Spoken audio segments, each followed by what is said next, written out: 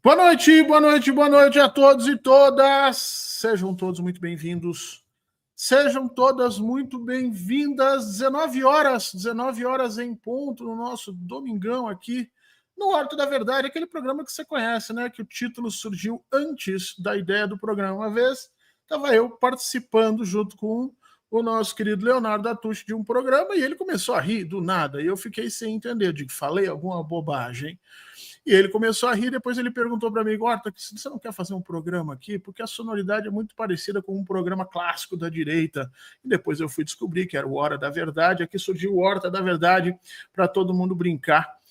No domingo, quando você já está pensando, né, em se preparar psicologicamente para suportar a violência exploratória do capitalismo na segunda-feira, nós surgimos aqui no domingão para trazer algumas coisas importantes para a gente discutir. O nosso programa de hoje vai, obviamente, tratar sobre Venezuela, não poderia ser diferente. Esse é um tema que está abrangendo diversas situações, mas a gente preferiu aqui não falar com você sobre guerra, sobre ameaça, sobre relações internacionais de forma mais drástica, né? Mais bruta, cobrando coisas de governo X. Não, a gente resolveu focar numa coisa positiva e importante, que é pouco lembrada, pouco falada aí, quando se trata da questão da Venezuela, e trouxemos um especialista que é dos maiores conhecedores dessas questões de desenvolvimento e economia na Venezuela. Já já eu chamo ele antes aqui. Mas, como eu sempre faço, eu tenho que pedir para você sempre aquela força, aquela ajuda.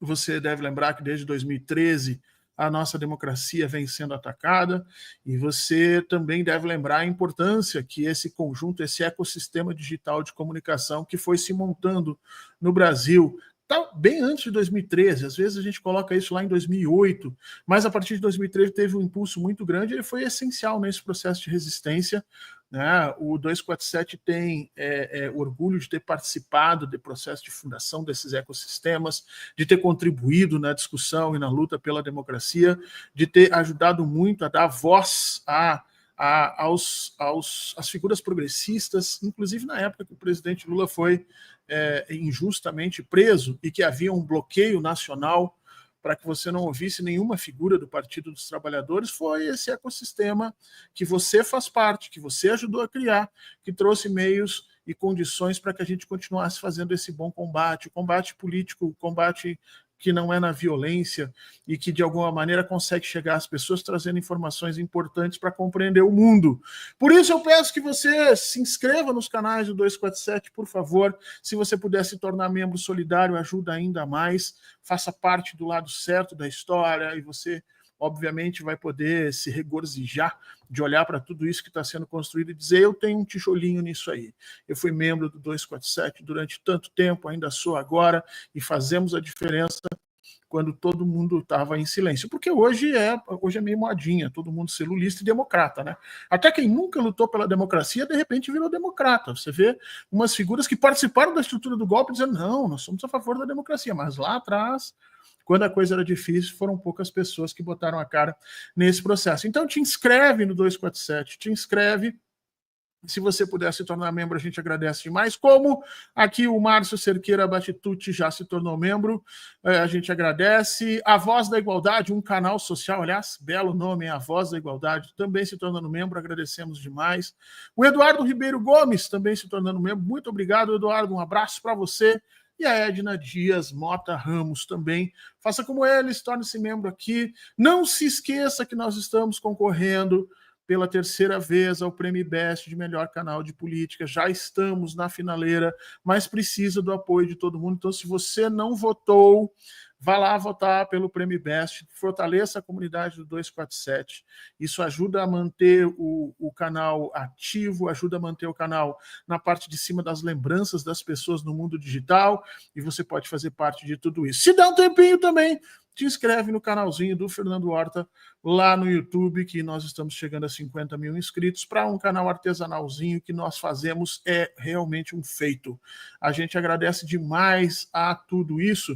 E eu queria trazer aqui para vocês o nosso convidado de hoje, meu querido amigo professor Pedro Silva Barros, que é mestre e doutor aí na área de desenvolvimento econômico, é uma das grandes referências hoje nessa relação Brasil e Venezuela, tem mestrado, doutorado e morou na Venezuela durante algum tempo, mestrado, doutorado sobre integração econômica na região, é uma das pessoas que mais conhece essas questões, e nós vamos falar um pouquinho sobre essa dinâmica econômica da Venezuela, dos embargos até as ameaças de guerra, né?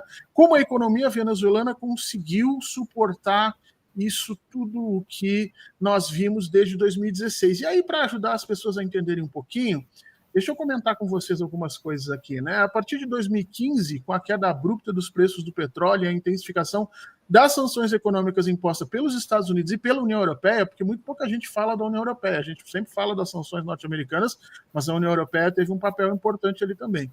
A Venezuela mergulhou em uma das maiores crises econômicas da história latino-americana contemporânea. O impacto dessas medidas foi devastador. Só para você ter uma ideia, gente, foram quase 642 bilhões de dólares que o PIB venezuelano perdeu entre 2015 e 2022. Um valor equivalente a quase 7 vezes a economia do país em um ano. Entre 2013 e 2016, as importações de alimentos despencaram 71%, enquanto de medicamentos e equipamentos médicos caíram 68%. Em 2017, por exemplo, a crise atingiu proporções dramáticas. 75% da população perdeu, em média, mais de 8 quilos de peso, e mais da metade não possuía renda suficiente para suprir as suas necessidades alimentares básicas. O que diferenciou a crise da Venezuela das outras experiências da região foi a combinação perversa entre o colapso da principal fonte de receitas, que é a venda de petróleo. De cada 100 dólares recebido pelo petróleo em 2015, apenas $1 entrava em 2020, então olha a loucura, e o bloqueio sistemático do comércio internacional. Comprar uma simples máscara médica custava 3 vezes mais na Venezuela do que em qualquer outro país da região, por conta, obviamente, das sanções. Nesse contexto, com mais de 80% dos mercados desabastecidos e um boicote empresarial interno, o governo implementou os comitês locais de abastecimento e produção, os chamados CLAPs, em 2016, que passaram a atender 6 milhões de famílias através de organizações comunitárias. Era o início de uma reorganização profunda da economia venezuelana que poucos analistas previam e pouca gente conhece. Contrariando as previsões mais pessimistas, a Venezuela iniciou, a partir de 2021, uma recuperação surpreendente. O país acumula 12 trimestres, portanto já 3 anos consecutivos de crescimento econômico, com a inflação no menor patamar dos 40 anos. Mas o dado mais impressionante está na transformação produtiva. A Venezuela hoje produz 82% dos alimentos consumidos internamente, ou seja, produz dentro do país 82% dos alimentos. Uma mudança radical para um país que historicamente importava quase tudo. O índice de prevalência de subnutrição, né, de você saber quem as pessoas estão comendo, se estão certo, se está bem ou está errado, o índice caiu de 17,6% para 5,9% em apenas 3 anos, representando uma redução de 5 milhões para 1,7 milhões de pessoas em insegurança alimentar, ou seja, a Venezuela, a população está comendo melhor. Para entender como um país sob bloqueio econômico conseguiu não apenas sobreviver, mas transformar sua estrutura produtiva e romper com o modelo histórico de economia de enclave do petróleo, a gente conversa hoje com o Pedro Silva Barros, que é especialista em desenvolvimento econômico e em América Latina. Pedro, meu caro, eu quero primeiro agradecer a tua presença aqui e já te passar a primeira pergunta a respeito disso tudo, porque pouca gente conhece, né? Então, pouca gente conhece a história, a economia da região. Às vezes a Venezuela fica no campo do imaginário, né? Eu queria começar a nossa conversa que tu nos ajudasse a entender esse conceito que aparece muito no norte da América do Sul e na América Central, que se chama de economia de enclave. E a segunda coisa interessante que as pessoas já ouviram falar, mas que não conhecem muito, é a tal da maldição do extrativismo. Como é que o petróleo opera dentro da economia venezuelana e como esses fenômenos se manifestaram historicamente lá? Pedro, meu caro, seja muito bem-vindo. Muito obrigado por estar aqui conosco hoje.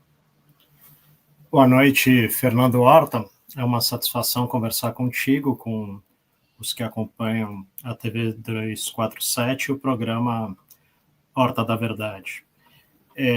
A história da Venezuela nos últimos quase 100 anos, né, de 30 para cá, ela é diretamente vinculada ao petróleo, com algumas características, tanto de enclave, né, um único setor conectado com economias externas, né, descolado muitas vezes do restante da economia do país, acaba sendo determinante para a economia e a abundância desses recursos, né, vindos da exploração desse recurso natural, desse extrativismo, termina por anestesiar o país, né, as outras atividades produtivas, e acaba atrofiando as possibilidades de desenvolvimento. Isso aconteceu com a Venezuela, aconteceu com vários outros países, e acabou sendo determinante para a dinâmica social, política, né, e principalmente econômica, né? Isso permaneceu assim por muitas décadas. A Venezuela, em um determinado momento, né, nos anos 50 mesmo, depois até os anos 70, ela foi um dos países com a renda per capita mais alta da região e do mundo até, em alguns momentos. Nos anos 80, já ali na época da crise da dívida, a economia da Venezuela sofre bastante, nos anos 90 também. Ela passa por uma grande transformação nos anos 2000, né, na primeira década ali de Hugo Chávez. O Chávez chegou ao poder em 99, e depois tem algumas tentativas, né, de superar esse modelo rentista que não se efetivam concretamente por várias dificuldades, inclusive de gestão de política econômica também, mas a partir de 2013, principalmente 2014, quando são desenhadas as sanções e aprovadas nos Estados Unidos, né?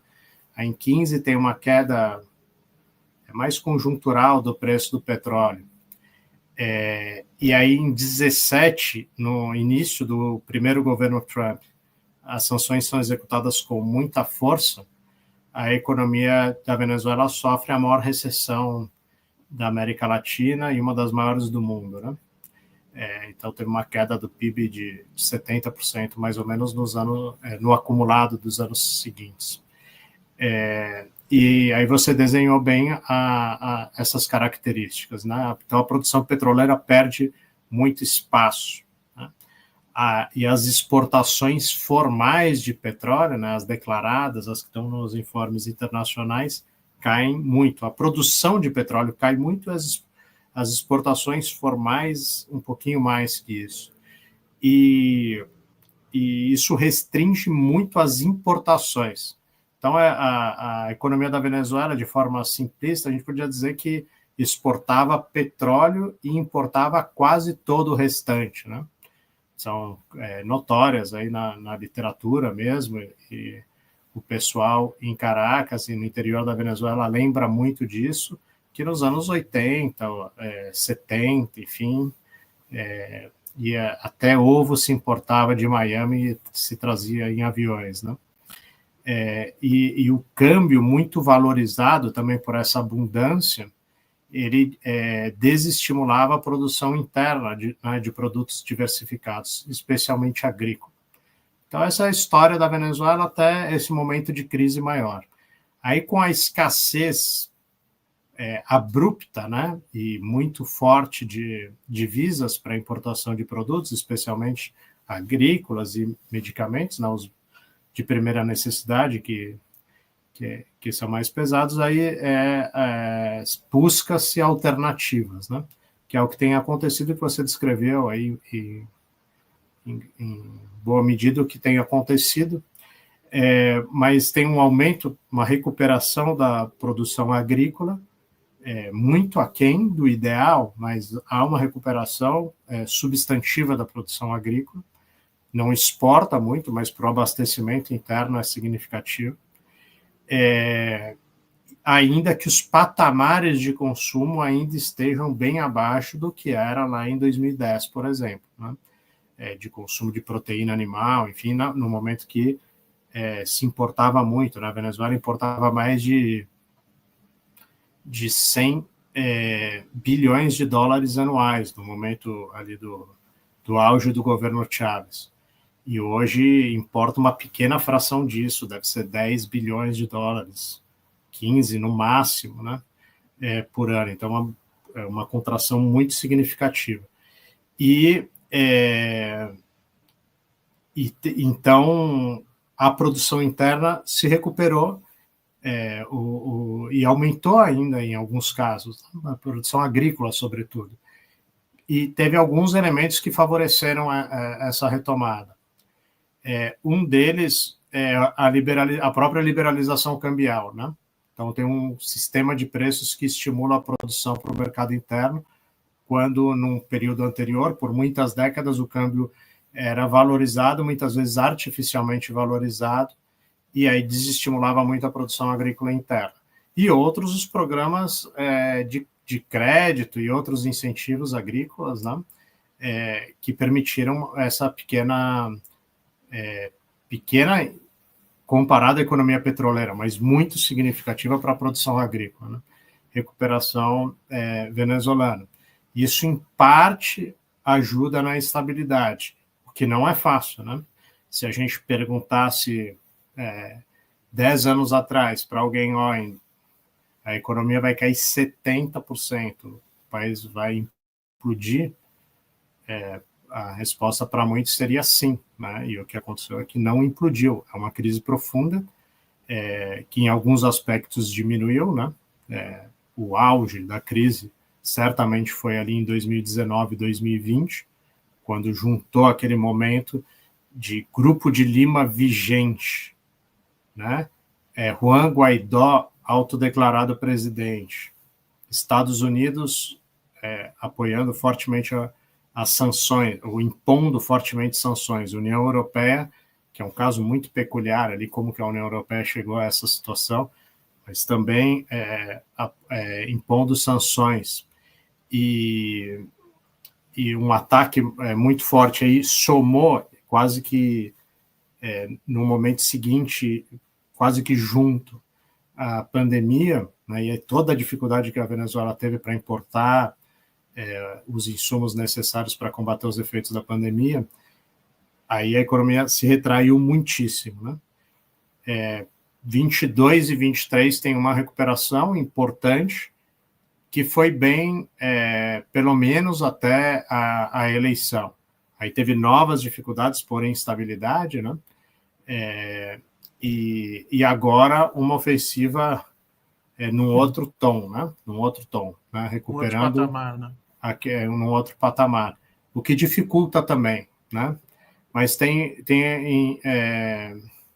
mas então a situação não é fácil, né? A situação interna não é fácil, as condições de vida não são as mais adequadas, mas estão melhores do que eram em 19 e 20, certamente, e tem toda a pressão externa que agora, com o segundo mandato de Trump, ela escalou.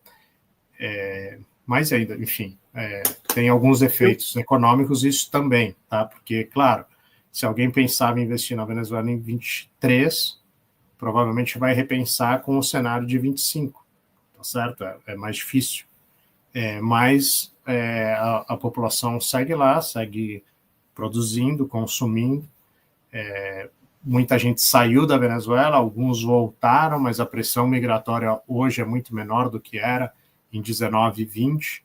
Se você comparar, mesmo na imprensa, né, que sempre tem algum tipo de exagero, isso aí faz parte, mas as notícias sobre a segurança pública na Venezuela, 10 anos atrás, eram recorrentes, né?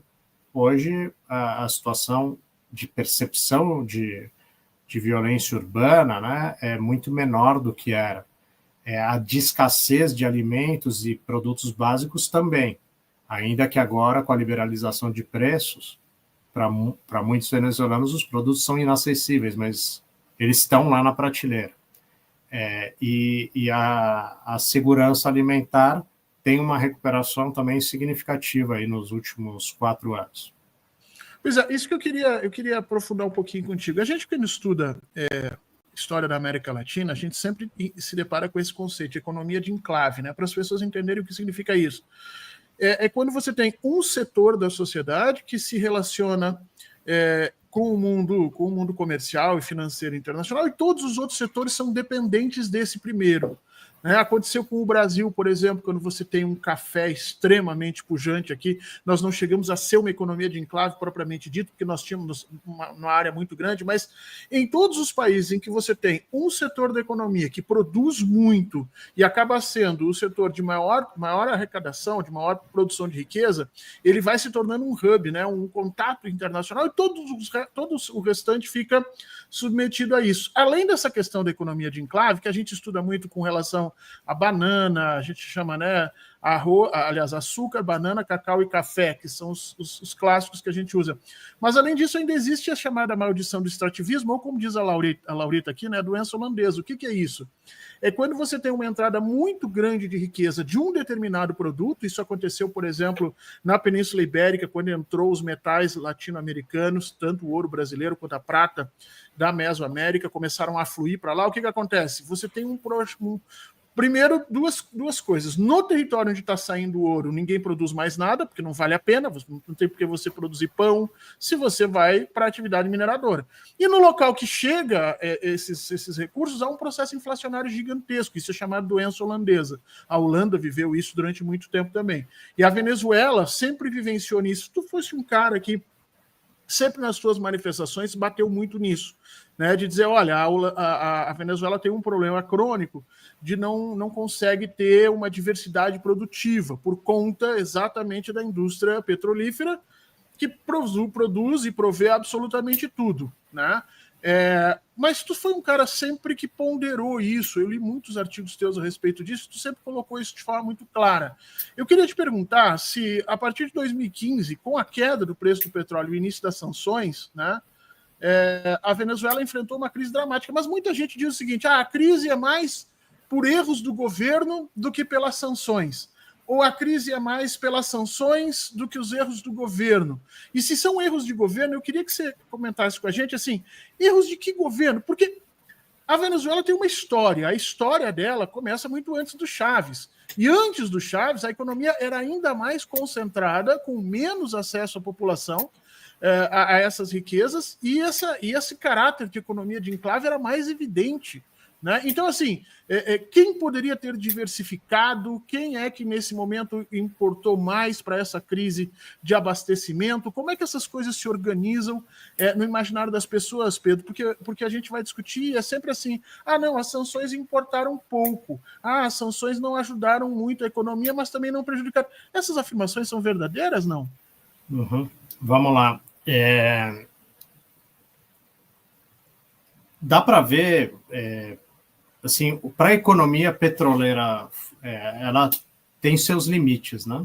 Então, a Venezuela, por muitas décadas, que o patamar de produção da Venezuela é incomparável em termos relativos o que era nos anos 50, 60 mesmo, não? Ali no pós-guerra, né? Na Segunda Guerra Mundial e no pós-guerra, a Venezuela era o primeiro fornecedor dos Estados Unidos. É o que depois se tornou a Arábia Saudita, antes dos Estados Unidos se tornarem autossuficiente, né, que é coisa desse século, mas durante todo o século XX, os Estados Unidos foi importador, e a Venezuela era o primeiro fornecedor. E a Venezuela tinha uma população muito pequena, lá de 4 milhões de habitantes, assim, no período do auge. Né? Hoje a gente está vendo ali o país vizinho, né, a Guiana, que agora está entre as 10 maiores rendas per capita do mundo, uma coisa extraordinária em pouquíssimo tempo, tem uma população de menos de 1 milhão de habitantes, se aproximando disso, 900 mil mais ou menos, e começou uma atividade petroleira, está exportando 1 milhão de barris diários, e aí sobra petróleo. Né? A Venezuela chegou num patamar ali de mais ou menos 3 milhões de barris diários, já era uma população de 30 milhões de habitantes, quase isso, né? Bem mais de 20 milhões de habitantes. E isso durante o governo Chávez. Isso estimula algumas ações de política econômica que prejudicam a economia, né? Então, muitas vezes, uma economia petroleira tem uma pressão inflacionária. E a forma fácil de tentar controlar a inflação é manter o câmbio artificialmente valorizado, né? E a Venezuela fez isso muitas vezes, né?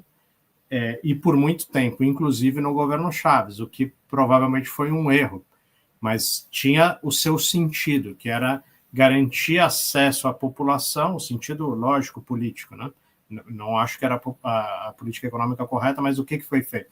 Para garantir acesso à informação, à população de bens importados, inclusive alimentos, se disponibilizava dólares, né, divisas, moeda forte, a um câmbio supervalorizado. Então, eram poucos bolívares para se comprar dólar para importar esses produtos, que não eram só produtos de primeira necessidade. Com esses dólares se importavam carros de luxo, se importava uísque, né? A Venezuela foi por muito tempo também o principal importador per capita de uísque do mundo. Se importava produtos supérfluos em geral e também produtos alimentares.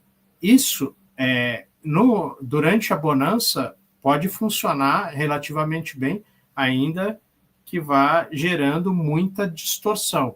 Porque se é muito barato importar um tomate, por que eu vou produzir, ou por que alguém vai produzir tomate internamente? Isso foi acontecendo. Então, a abundância do setor dinâmico petroleiro, e aí junto com as políticas distributivas, né, que foram importantes, significativas durante ali a primeira década de Hugo Chávez,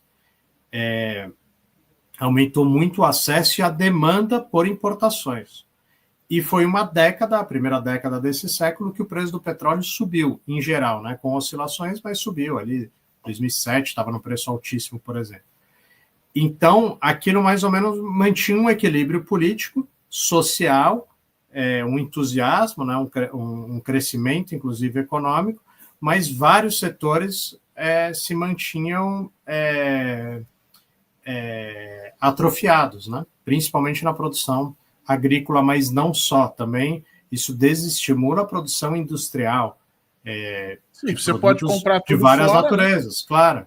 Você vai comprar higiene pessoal de fora muito barato, você tem dólar subsidiado para isso, atrofia a indústria interna de produtos de higiene pessoal. Isso vale também para os outros bens de consumo, inclusive farmacêuticos, né?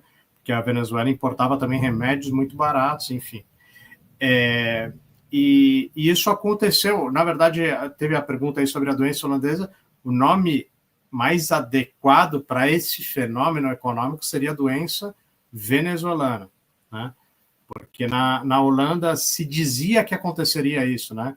Que com o aumento da produção de gás natural, o câmbio ia valorizar, a Holanda ia se desindustrializar, mas a Holanda não se desindustrializou, não na velocidade que se imaginava, né? Eu tinha um colega holandês que você talvez conhece, que é o Giorgio Romano Schutt, que era professor da Federal da ABC hoje, mas foi meu colega de pé. Ele dizia que tem duas coisas que não existem na Holanda, ou não existiram na Holanda, que era a doença holandesa e a torta holandesa, que também não tem por lá.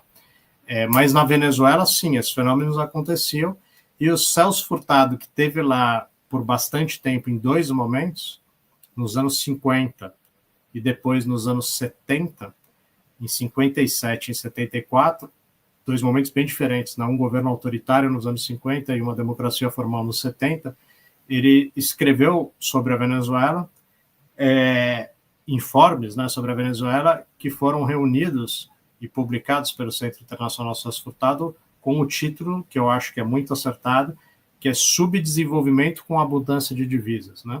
Então, ele via a Venezuela, ele via aquela quantidade de carros enormes, um consumo de gasolina subsidiada e também enorme, mas uma economia atrofiada, né? E esse fenômeno, ele continuou. Agora, no período recente, a Venezuela passou por algo que ela nunca havia passado, né, nesses últimos 10 anos, arredondando, que são as sanções e os embargos. Claro que tem agressões que são anteriores, né?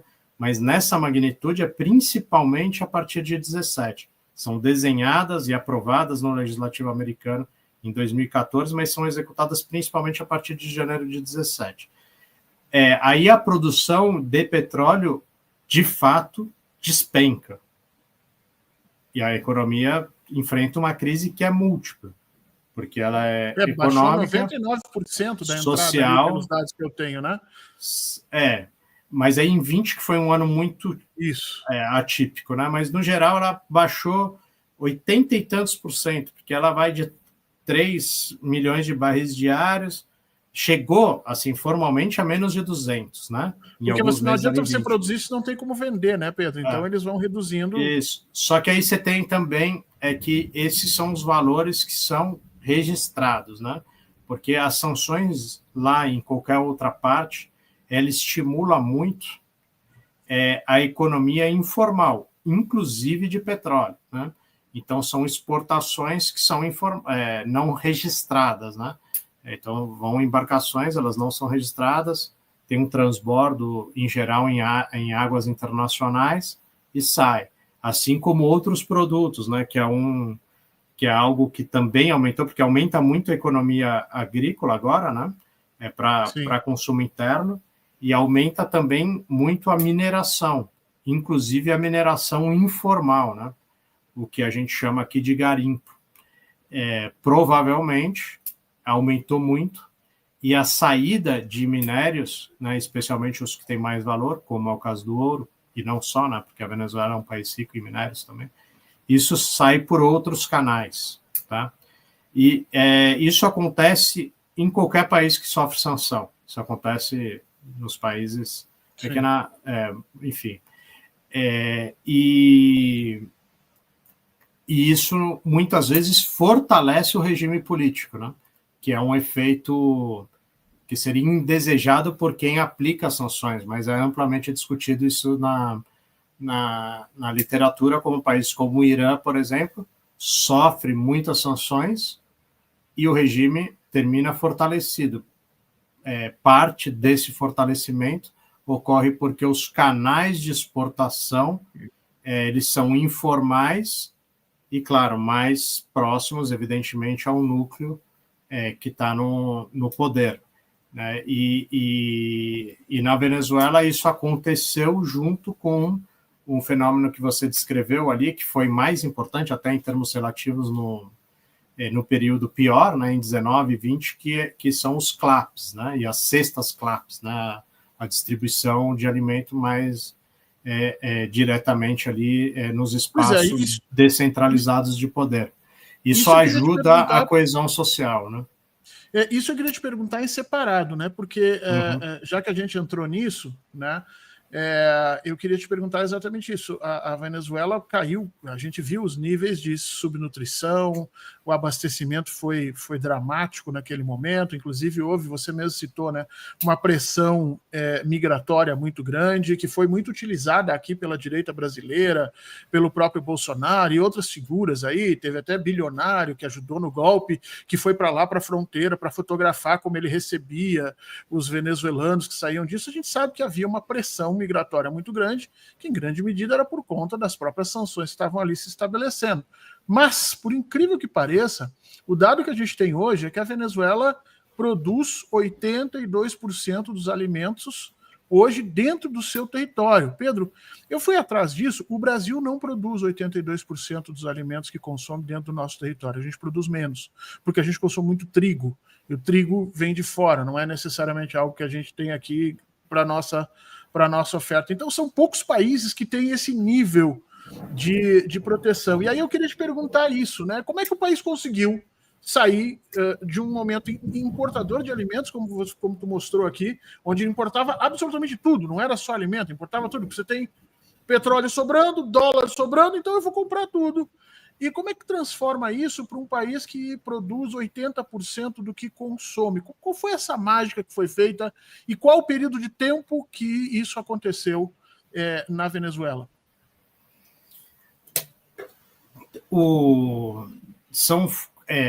Claro, tem um objetivo de políticas para isso, né? O governo sentiu a necessidade, a emergência de estimular a produção interna, mas tem também uma reação geral da população, né, e de quem tinha terra e insumos disponíveis para aumentar a produção, num momento também que houve uma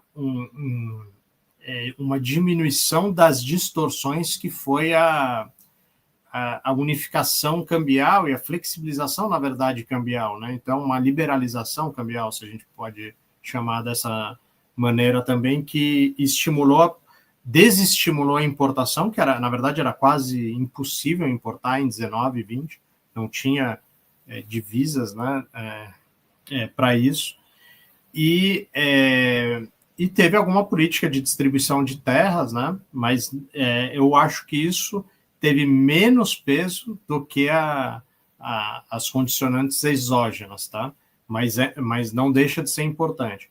E aí o governo, ele, como uma política de segurança alimentar, ele organizou essas cestas CLAP, e boa parte dessas cestas, então ele garantia a compra da produção interna, né, que é algo também básico, que vários países do mundo, em diferentes momentos, fizeram isso mesmo em economias de muitos séculos atrás, né? No momento de emergência, o governo garante a compra de quem conseguir produzir e redistribui por formas não monetárias, né, as cestas, e isso acabou estimulando muito a produção, né? Aqui, sei lá, um bordão de um governo nosso no início dos anos 80 era plante que o João garante, né? Lá na época do governo Figueiredo, o começo do esforço exportador de produtos agrícolas do Brasil. O Brasil também era importador de alimentos nos anos 70, importador líquido de alimentos, né? Porque hoje a gente importa alimento, inclusive alimento que a gente consome, mas o Brasil é um grande exportador líquido de alimentos. E não era assim nos anos 70, ele passou a ser assim nos anos 80 para cá, e crescentemente até agora. Aí na Venezuela, então, teve essa política, né, de o governo comprar, e também tem vários dos produtos que a Venezuela, antes do petróleo, era importante exportador e deixou de ser importante exportador, a Venezuela voltou a exportar em quantidades maiores, né? Por exemplo, o cacau, por exemplo, o café, que eram produtos que a Venezuela, antes de 30, né, 80% das exportações da Venezuela, antes de 1930, era café e cacau. Isso despencou na década de 40 para menos de 10. E agora volta a ser importante, como o rum, né, os produtos clássicos, né? Camarão, que é um interessante também, que a Venezuela aumentou significativamente a produção nos últimos anos, é uma produção voltada para mercados externos também, ainda que para dentro se consuma. Então, a produção na faixa andina da Venezuela, né, que é mais de produtos de hortaliças, né, para alimentação diária, mas aumentou bastante. Então, é esse conjunto de situações, claro, o governo empenhado em ajudar também a produção por uma questão de segurança, né, de segurança alimentar e de segurança nacional, né, de garantir a estabilidade também. Tem um outro fenômeno, Fernando, que não pode ser desprezado, tá? É que houve uma migração significativa, né? E parte dos venezuelanos que estão fora da Venezuela mandam divisas de diferentes formas, né? As sanções, elas buscam também bloquear esses canais, tá? Como acontece com Cuba, enfim. Mas entra divisa de venezuelanos que estão fora. E isso, muitas vezes, vai para a produção agrícola também, porque é a forma da parte da família que ficou na Venezuela conseguir ali manter a atividade econômica girando, né? Então, isso certamente ajudou. E é muito difícil contabilizar isso, porque boa parte se dá por canais informais, né? Então, você está trazendo uma informação importante aqui, quer dizer, nem todo venezuelano que sai da Venezuela está jogando contra o regime ou contra o governo do presidente Maduro. Claro, você está dizendo, olha, o pessoal está mandando dinheiro, tem família lá, Então, essa construção simbólica que se faz no Brasil, né? Se vê um venezuelano e diz assim, esse aqui é uma pessoa pobre que fugiu de um governo. Não, calma. Às vezes a pessoa saiu, como o Brasil, tem gente que sai, os Estados Unidos têm pressão migratória, todos os países têm, tá? Em geral, 10% da população entra e sai todos os anos, se você for parar para pensar em média global. A Venezuela também é assim, e os caras mandam grana para lá, e isso ajuda a economia. Isso é uma coisa que a gente não costuma ver mesmo. Eu ia te perguntar sobre esses CLAPs, né, os chamados Comitês Locais de Abastecimento e Produção. Eles são criados em 2016 como uma resposta a essa crise, né? Então você reorganiza a economia. A Laurita estava dizendo aqui, se entendia, a Venezuela diversificou sua economia, sim, precisou fazer essa diversificação, mas isso é uma política de governo, como disse aqui o Pedro, né? Não é assim, o mercado se reorganizou, não. Houve política pública definitiva, e essa política são os chamados CLAPs. Eu queria te perguntar a respeito disso. Tu chegou a visitar algum desses lugares? Porque eu soube que tu andou viajando bastante para a região. Chegou a visitar esses lugares ou perceber isso? Porque os números que a gente tem é de que houve quase 6 milhões de toneladas de alimento produzida e entregue para a população a respeito disso. E eu queria te perguntar da experiência do MST dentro disso, porque o MST saiu aqui do Brasil, foi para lá para ajudar nessa construção. A gente viu o MST funcionando durante a pandemia, né? As pessoas passando necessidade, tudo, e o MST doando cestas básicas, e ao mesmo tempo isso estava acontecendo na Venezuela, numa situação muito semelhante. Então eu queria te perguntar se tu conhece a dinâmica desses CLAPs, uma dinâmica interna, e qual é o papel que o MST teve nesse processo. E por último, né, será que isso não dá esquenta um pouquinho o calor do coração quando a gente começa a pensar em políticas públicas de reorganização e de produção de terras com uma dinâmica tão não capitalista? Será que isso não pode ser usado como um modelo para a América Latina e talvez para outros países que precisem reorganizar sua produção? Uhum. Então, os CLAPs, eles nascem como uma política pública, né, uma decisão de governo, mas de reforçar os laços, como diz o próprio nome, né, um comitê local. Né? Então, ele é produtivo também, com crédito e distribuição, né? No primeiro momento, mais distribuição. Eu acho que o fator distributivo pesa muito, porque a escassez de produtos, principalmente naquele período, né, 17, 18, logo depois que são criados os CLAPs, 19, 20 foi o pior ano, é muito grande. Então, a economia ainda estava com uma distorção muito significativa, tá? Uma distorção muito significativa, e que poderia ter sido revertida antes. Né? Isso aí eu comento tranquilo, Fernando.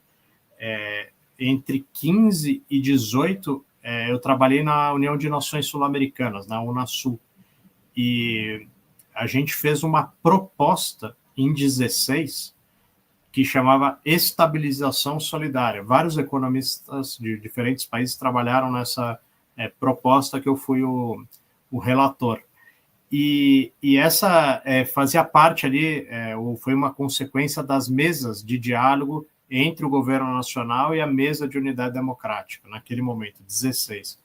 E a gente fez uma série de sugestões, boa parte não foi acatada. Por exemplo, a gente propunha, já naquele momento, que vai acontecer só 5, 6 anos depois, que era a unificação cambial e a troca de um instrumento que era um subsídio indiscriminado por subsídios organizados, né?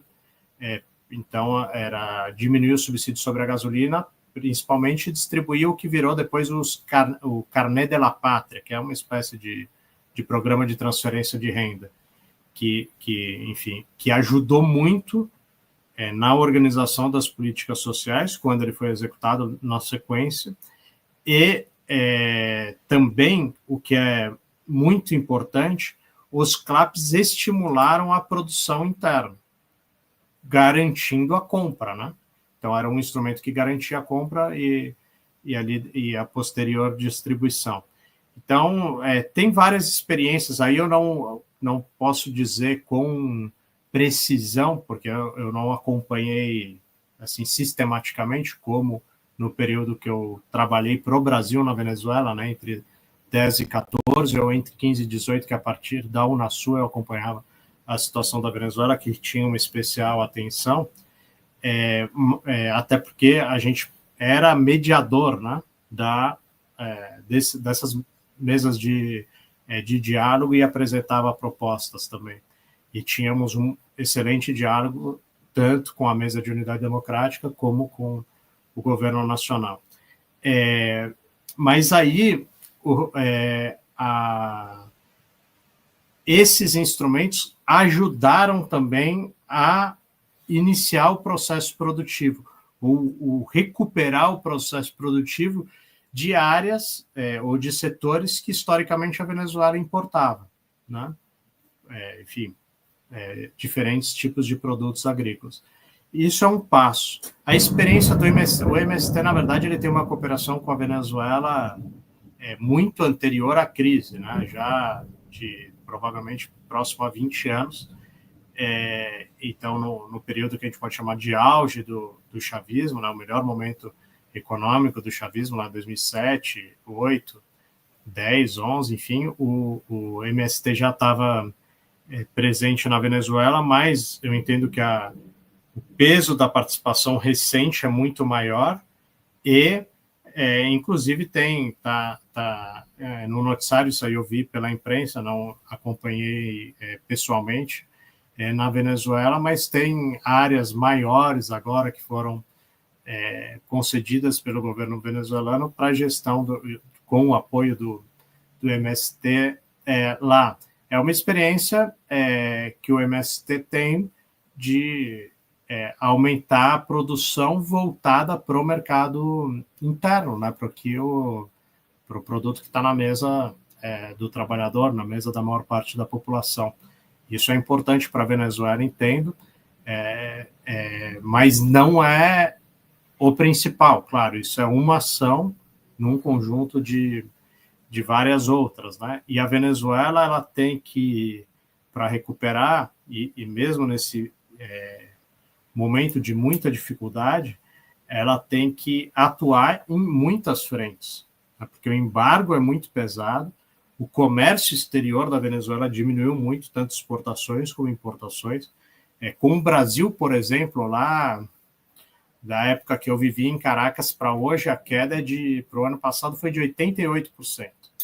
Então, uma pequena parte só do que a gente exportava da Venezuela, é o que é a nossa balança comercial hoje, né? E a Venezuela tem outras atividades produtivas também que enfrentaram dificuldades, mas que pouco a pouco vai voltando, né? Uma delas, que é importante, que para o Brasil seria relevante, principalmente para o norte do Brasil, que é a dos fertilizantes nitrogenados, né? A ureia, enfim, que o Brasil importa, poderia importar de lá. E, enfim, tem uma série de outros produtos também. Não, que o Brasil já importou muito mais do que importa hoje. O pessoal está impressionado com o âmbito, né, as porcentagens, como diz a Laurita aqui, né? Realmente, os embargos foram muito fortes contra a Venezuela, e ela está se organizando, como o Pedro mostrou aqui, se reorganizando de uma forma impressionante. Nós estamos caminhando para o final do programa, Pedro, a gente tem aí pouco mais de 10 minutos, eu queria te fazer duas perguntas que a gente não pode fugir. A minha ideia não era trabalhar aqui as questões de segurança, essa questão de ameaça militar, mas eu tenho que te perguntar, né? Diante disso tudo que você comentou, quer dizer, inicialmente as sanções são desenhadas em 14 e 15 nos Estados Unidos para sufocar a Venezuela, sufocar, evidentemente, qualquer tentativa de transformação.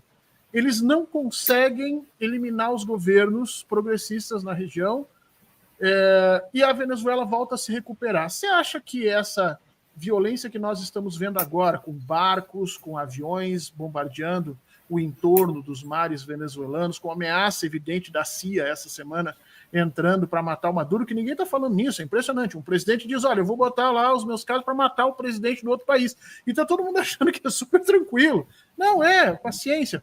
E isso tudo, né, essas agressões que nós estamos vendo, elas acabam tendo como consequência essa resiliência venezuelana, e, de alguma maneira, a experiência da Venezuela nesses últimos anos acaba fazendo com que os Estados Unidos tenham que levantar o tom nessas ameaças.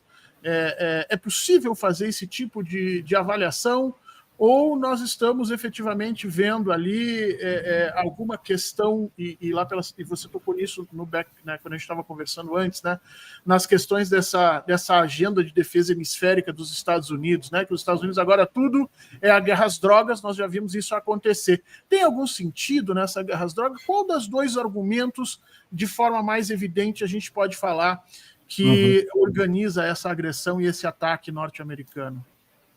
Não, é um tema bem crítico isso, e que a gente tem que avaliar com tranquilidade e construir uma resposta, né? O agente aqui que eu digo é a América do Sul, porque tem uma agenda dos Estados Unidos que não é de hoje, que já vem de décadas, lá do Plano Colômbia, né? 20 e poucos anos atrás, ela construída em Washington, né? Nos Estados Unidos, por meios que os Estados Unidos têm muita influência, né, por canais que os Estados Unidos têm muita influência, como a Organização dos Estados Americanos, OEA, a Junta Interamericana de Defesa, o Colégio Interamericano de Defesa, que formam os nossos militares, não só do Brasil, como de toda a região, de todas as Américas, mas é uma doutrina estadunidense, que tem um princípio de segurança multidimensional, que identifica como principais ameaças para hemisféricas, né, das Américas, o narcotráfico e a migração. E essas não são as principais ameaças para a América do Sul. São problemas muito importantes, críticos, né, para as sociedades da nossa região, mas devem ser enfrentados com inteligência policial, tá certo? As principais ameaças, de fato, são sobre os recursos naturais e sobre a governança da Amazônia. Isso é uma real ameaça. Mas o discurso dos Estados Unidos, quando ele vai falar são narco-estados, né, narcoditadores, que devem ser atacados porque eles matam americanos que consomem drogas. Esse é o discurso. E agora colocaram o Petro Trump nessa também, né, Pedro? Hoje, o Trump nomeou o Petro como parte desses narcoterroristas, né, o que é uma aberração. Né? Ele fala muito do Cartel de los Soles, que seria um cartel de generais e de militares de alta patente venezuelanos que controlariam o tráfico de drogas e tal. Isso é um argumento falso, em grande medida falso, a ONU já que esconde o grande objetivo de garantir o fornecimento seguro de recursos naturais para os Estados Unidos, inclusive atentando contra a soberania dos países sul-americanos. Qual deveria ser, na minha avaliação, a posição sul-americana? Reconstruir os espaços de governança em defesa, especialmente o Conselho de Defesa Sul-Americano, que esteve vigente enquanto a Unasul esteve vigente, e a Escola Sul-Americana de Defesa, para construir ou reconstruir uma doutrina de defesa sul-americana com os interesses sul-americanos e enfrentar, primeiro, para garantir que a América do Sul continue sendo uma zona de paz, a América do Sul e o Atlântico Sul, nesse mundo muito zona mais... Zona de paz, desnuclearizada e, em grande medida, desmilitarizada desses sem ingerência extra-regional. Isso. E ampliar a cooperação nessa área, né? É muito importante enfrentar os outros problemas, como recentemente o Brasil estabeleceu, em cooperação com os países amazônicos, um Centro Internacional de Inteligência Policial em Manaus, né? Isso foi inaugurado em setembro, que é parte dessa resposta do ponto de vista policial para aumentar a cooperação e enfrentar o tráfico de drogas, que é um tema importante para a gente, mas não é um tema que ameaça a nossa soberania. Ele ameaça a nossa segurança pública e deve ser enfrentado como tal. e nem ameaça a soberania dos Estados Unidos para ter operação militar nessa magnitude. Tá? Mas é uma desculpa, né? Um discurso que o presidente Trump tem utilizado a exaustão para atacar a Venezuela, para atacar a Colômbia e outros países, né? Na América Central, Panamá e assim vai, né? Porque é um discurso que vai ele vai ser utilizado à exaustão. Pois é, eu vou te botar numa saia justa aqui, né? 2025, o Trump nomeia Maduro e agora o Petro. 2026 pode nomear Lula também, aproveitando esse discurso da extrema-direita, né, do PCC, e lá vai pedrada. Quer dizer, é possível esse processo? Quer dizer, a pergunta que eu estou te fazendo por trás disso é: o Brasil não devia levar mais a sério essa questão de soberania? O Lula, agora, ontem, num evento do PCdoB, falou um pouco por cima sobre essas questões, mas o Itamaraty brasileiro ainda não se manifestou de forma direta e clara a respeito dessa situação. Nós não devíamos estar mais preocupados com essa soberania, especialmente da região amazônica, como tu citaste aqui? Não, o Brasil tem que estar preocupado, é uma preocupação permanente nossa. Os ataques, né? Os ataques do ponto de vista de ação militar, né? De ameaças e do discurso militar é mais sobre a Venezuela. Mas a gente não pode esquecer que nas tarifas o grande alvo da América do Sul foi o Brasil. E isso não se resolve só com uma conversa. A gente tem uma instabilidade muito grande no discurso, né? Não é um discurso que tem uma lógica linear dos Estados Unidos. E ações que acompanham o tarifaço é uma ação. Os ataques a embarcações no Caribe é outra ação de natureza diferente. O Brasil tem que estar preparado, certamente, para todas essas ações, esses ataques. Nos defendermos isoladamente é de altíssimo risco. Não reconstruir os espaços de concertação regional é de altíssimo risco para o Brasil.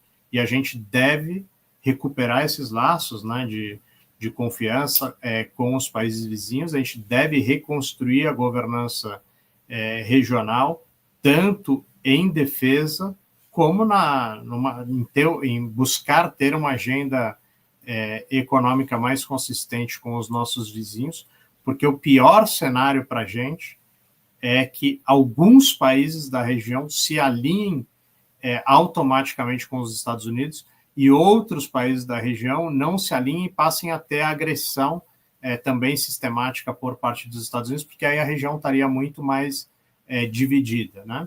E os movimentos de provocação, né, provocativos dos Estados Unidos certamente seguirão. Isso acho que qualquer analista já percebeu que é da natureza da comunicação política dos Estados Unidos e reflexo também da posição dos Estados Unidos, que ela é defensiva no sentido de buscar manter um status quo do século XX, quando os Estados Unidos eram disparado a principal potência, né, principalmente na segunda metade do século XX, e agressivo, especialmente sobre a América Latina, que já enfrenta muita dificuldade, né, nas últimas décadas e agora um peso maior de agressão. Então, a resposta para isso é mais integração e muita atenção a esses movimentos, né? E a solidariedade é uma palavra importante. A gente deve ser solidário sempre a qualquer agressão contra os nossos vizinhos, contra a América Latina, buscando sempre estabelecer agendas positivas, né? O nosso canal não é a ruptura com ninguém, é buscar agendas positivas e prioridade sempre inequívoca, permanente, à integração regional. A gente vai finalizando nesses 2 últimos minutinhos. Eu vou te perguntar, porque tu comentaste comigo aqui antes do programa que tu tinhas viajado para a fronteira, especialmente ali para Pacaraima e São Miguel, né? São Miguel? Não, São Gabriel da Cachoeira, lá que é outra fronteira nossa. Isso, né? Isso. São bem Santa diferentes. Helena de Uarém, você andou por ali a partir de um projeto de pesquisa. e eu fiquei muito impressionado que você mencionou que os indivíduos ali da fronteira, especialmente os militares, não se conheciam dos diversos países.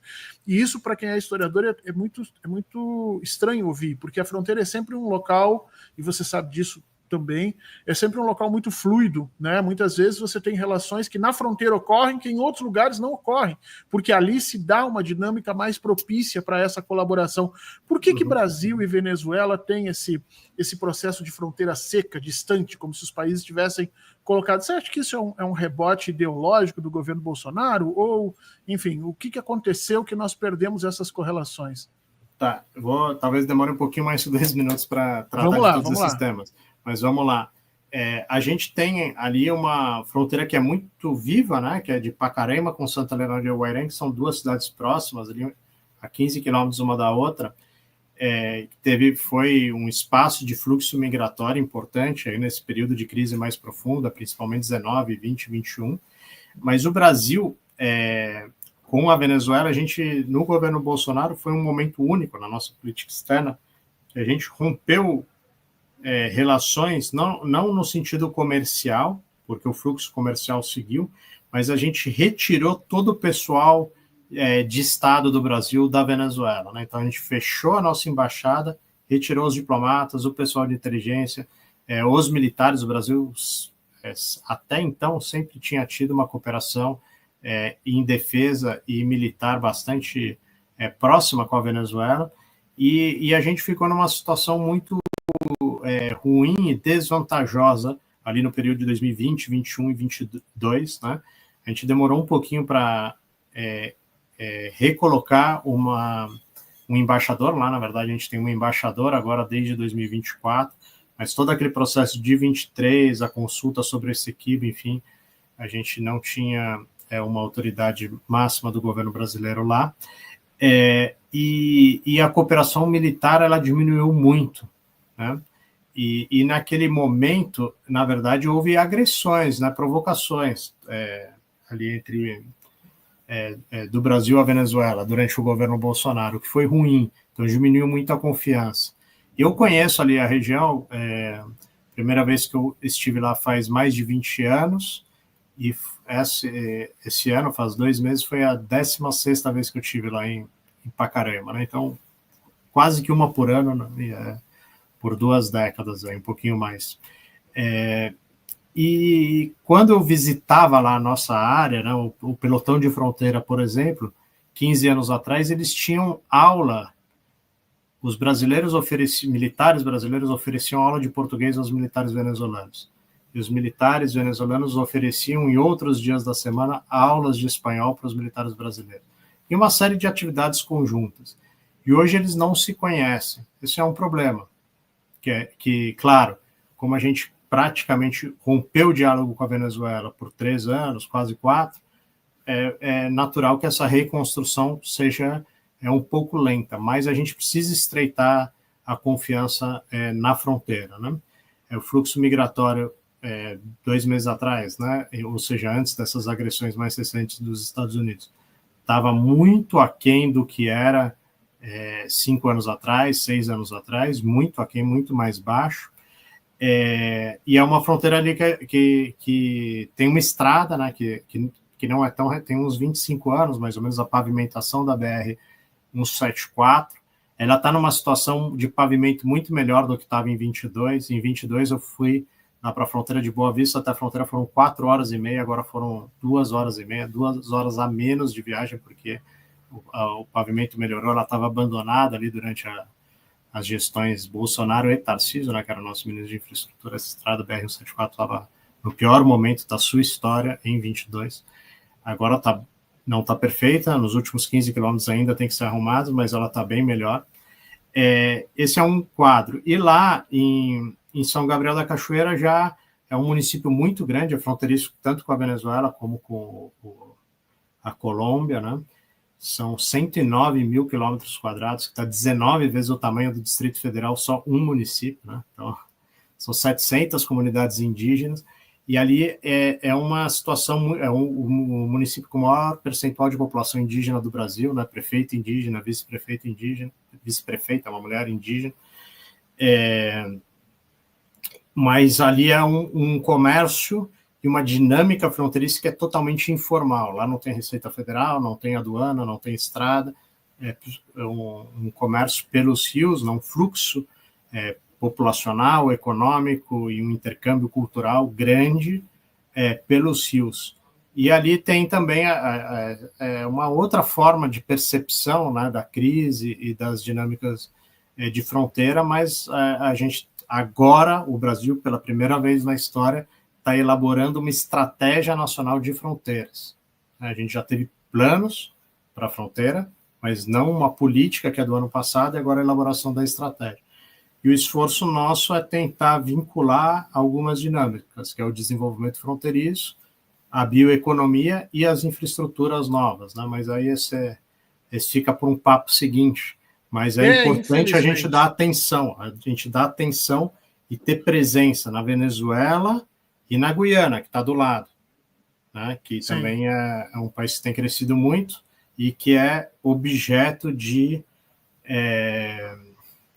desejo extra-regional intenso, né? Então a gente tem que estar mais próximo desses dois países, mais atento e buscando sempre ter uma relação positiva com ambos e com todos os nossos outros vizinhos também.